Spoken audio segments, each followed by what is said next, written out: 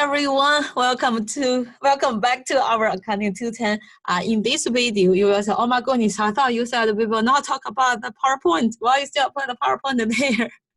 I realized I forgot to mention a very useful slide in this PowerPoint. So if you go to here, you will find out the key points, variable costing and the contribution margin income statement. So this one, this slide basically gives you the comparison of these two methods.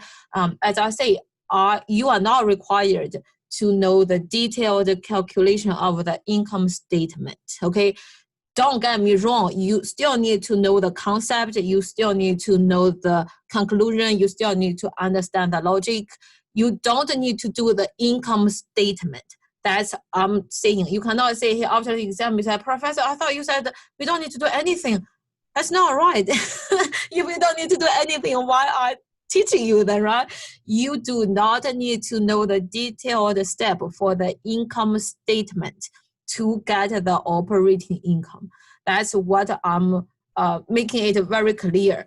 So you still need to know, hey, what's the difference there? You know, how do you get the product cost for each unit? You still need to know those things. You need to know under what situation operating income is the same or higher or lower for absorption costing. So you still need to know those things. You don't need to know the income statement one more time. You do not need to know this reconciliation kind of. I think I kind of crossed this. You don't need to know those two parts. Okay, if you don't know what you don't need to know, just email me. I don't want to confuse my students.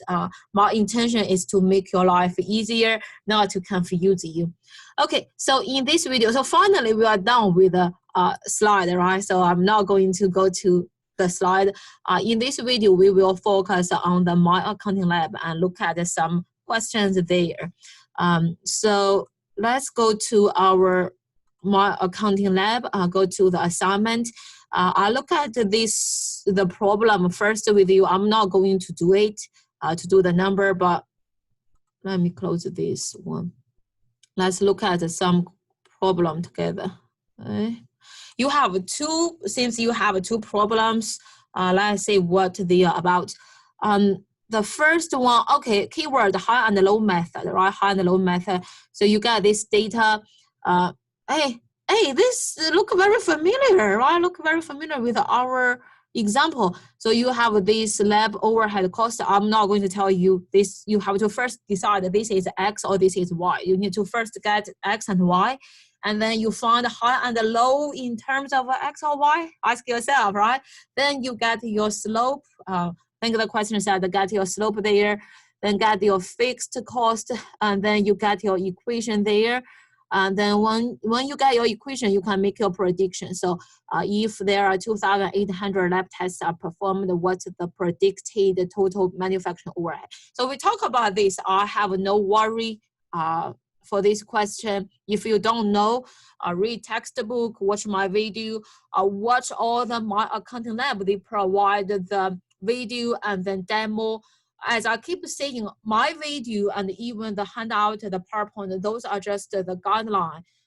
You have to read the textbook.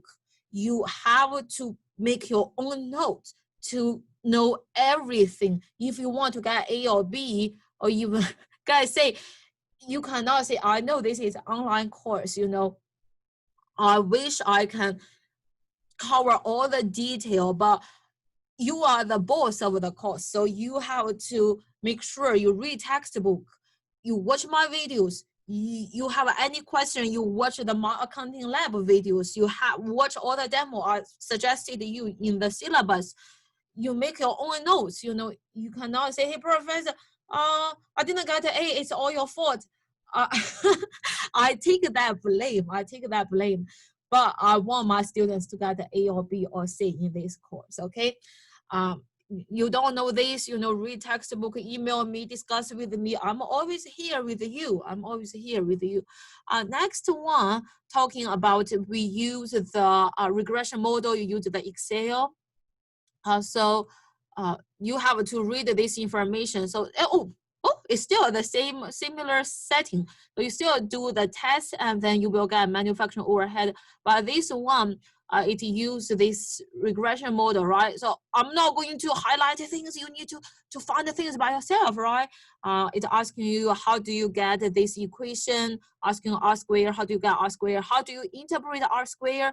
I have to say, I didn't really talk about R square in the proper English language.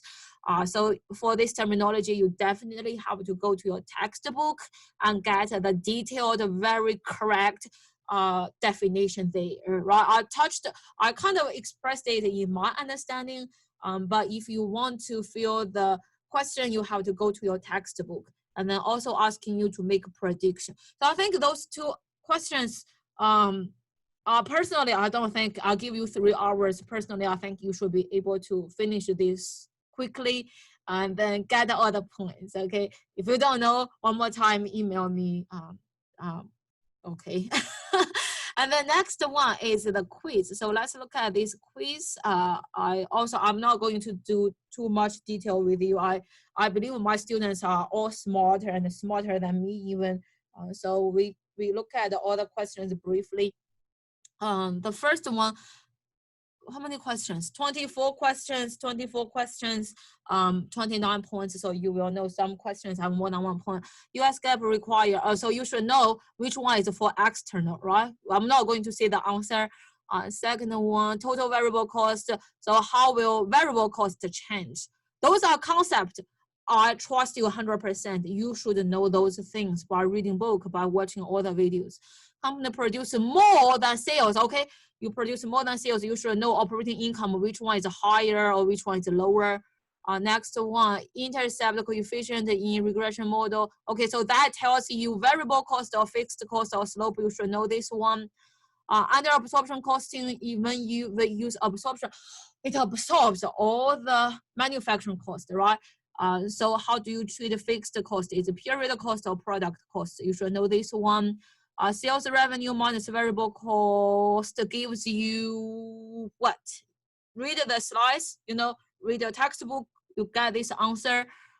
Next one, talking about, gives you regression model, gives you this, what's the variable cost? So you read this one, you should know where to find the slope. You should know where to find the variable cost there. You should know this, right? You should know this. What's the variable cost per machine hour? That's the slope. You should know this one.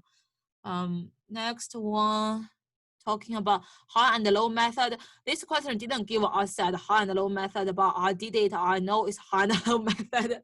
So use high and low method to get this equation.